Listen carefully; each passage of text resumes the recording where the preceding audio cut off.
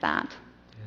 Yeah. And at this point, as you were saying, Diane, a lot of great things had happened in your life through meeting Randy and Nancy and being a part of the body of Christ, and a lot of positive things had happened. But where were you at this point in your spiritual journey? Well, I had accepted Christ, but I hadn't allowed him to come close to me. I hadn't changed my heart. I hadn't allowed him to change my heart, because that would mean bringing up things that I had done and being willing to change my life. So I was still making my own decisions. I was attending church. I was in the college age group here. And I, in fact, met a guy, Rod, at the college, well, actually at your house. And we began dating. And because I hadn't changed, I hadn't really given my life to the Lord like I should have, I became pregnant a third time. And this time it was different because I was terrified that people would find out. I hadn't really thought about that before, but this time I was just terrified somebody was going to find out, and they would say, "Oh, look at her. She was that bad girl, and she dragged down that good boy from that good family. His dad was an elder here, and I was trash as far as I was concerned." And I didn't know where to go or what to do, but I knew that I could just not be pregnant anymore. I would never go through a late-term abortion again, but it was early, and I could just do that and never tell anybody, and nobody would ever know, and it would be perfect. And I thought it couldn't surely bother me as much as that last traumatic experience did. It would just be over. That's what I told myself. So without telling Rod and without telling anybody else, I drove myself down to an abortion clinic and had an early abortion done. And I put it behind me, and I thought, I will never, ever bring this up again. And if Judgment Day is in fact true, I would just cross that bridge when I came to it, because I surely wasn't going to tell anybody this horrible thing that I had done. Well, 8 years went by. Rod actually asked me to marry him. We got married. We bought a house in Sandy. We had jobs. We had 2 children. And life was really good. We were members here at Good Shepherd. We were in growth groups. We went on the retreats. We did all the stuff.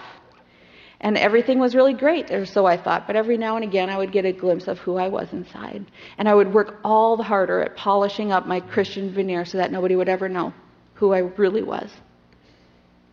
Well, about 8 years into my marriage, I was having a conversation with my mother-in-law at her house. And she was telling me, "You know what?" She says, "You have such a great testimony. You should really use that." And I said, "Oh, what do you mean? How so?" And she says, "Well, unsavory, rough childhood, you have a late-term abortion." Or I don't even know if she knew it was late-term, but you have an abortion, and then a pastor and his wife rescue you off the streets, really, and then you have a child, and you sacrificially give it to a childless Christian couple to raise, and then you go on and live a victorious Christian life with your family. Oh, it sounded so good to me. I believed it. I thought, yeah, that is really good. Because you know what? I had buried my sins so far and so deep that I could not see it anymore. And I guess God chose that time to come and get me. And I was driving home. It was literally on my drive home from Gresham to Sandy. I love to say this because I can say, but God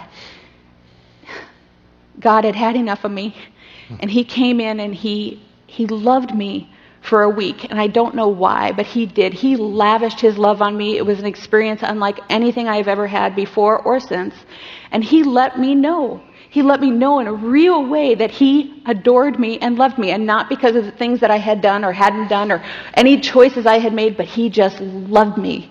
And for the first time, I fell in love with Jesus. It was the first time.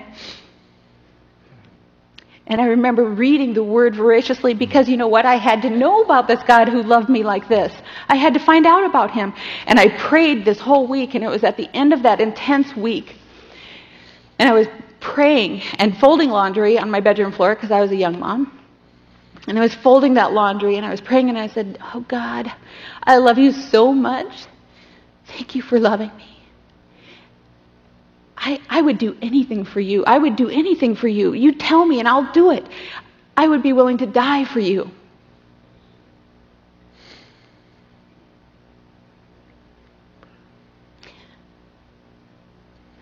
And up in front of my eyes, there rose the truth and the knowledge. It was what I had done. I had taken the lives of 2 of my children. I am a mother. And I lied about it. I'm a mother.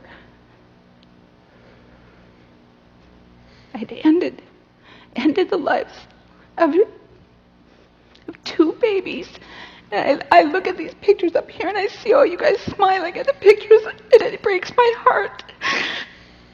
And the counter up there, 2 of those numbers, and I don't know which ones, but 2 of those numbers are mine.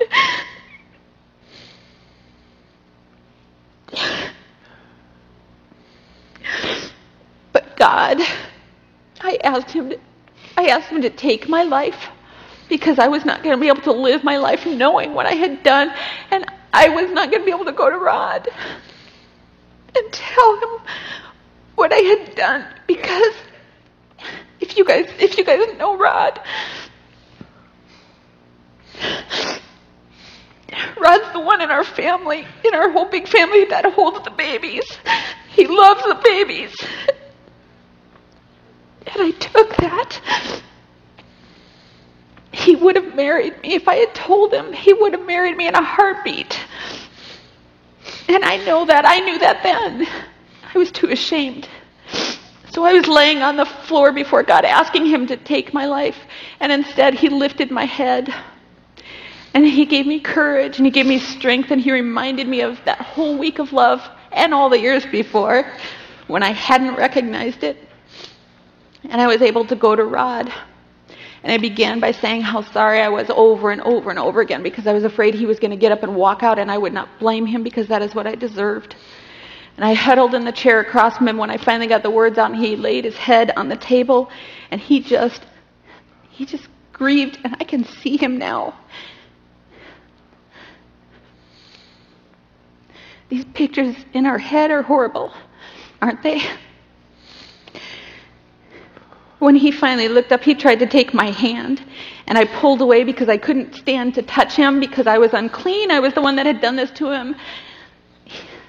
And he reached out and he took my hand and he pulled it to him, and he said, "Diane, will you forgive me?" I couldn't even hear those words. I didn't understand what he said, and he asked me again. He said, "Will you please forgive me?" Rod accepted responsibility. I didn't even recognize that he had responsibility, and he went and took that responsibility away from me. We begged the Lord to forgive us both that day, and I received undeserved grace, mercy, and love, not only from Rod, the man I love, that is my husband, but from God, the God that loves us both. So I would just say to those of you women that are out there, or anybody that has something that you're holding down that you think you can't get to God with for forgiveness. He says in Psalm 86, he says God is so good and he is so ready to forgive. Can't you just picture that?